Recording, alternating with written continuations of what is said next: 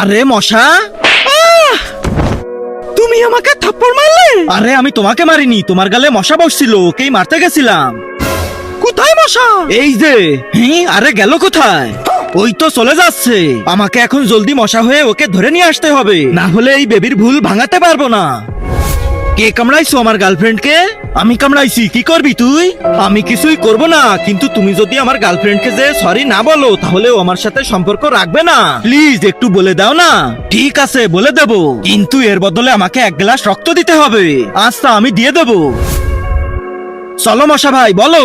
এই যে শোনো, এ তোমাকে না আমাকে থাপ্পড় মারতে চাইছিল, এর কোনো দোষ নেই।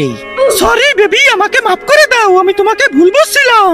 ওকে বেবি, চল রে, আমি তোর কাজ করে দিছি, এবার তুই তোর কথা রাখ। ঠিক আছে তুমি এখানেই দাঁড়াও, আমি আসতেছি।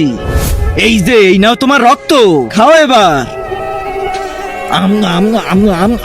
বাহ কি স্বাদের রক্ত রে ভাই, এত মিষ্টি রক্ত আমি আমার জীবনে কখনো খাইনি। এটা কার ছিল? এই যে আমার বন্ধুর। তার আগে আল্লাহকে ভালোবেসে থাকলে ভিডিওটাতে লাইক করে চ্যানেলটা সাবস্ক্রাইব করে দাও, আর শয়তানকে ভালোবাসলে লাইক সাবস্ক্রাইব করতে হবে না, কমেন্টে বলে যাও আল্লাহু আকবার। হ্যালো বেবি, আসো না একটু কাছে।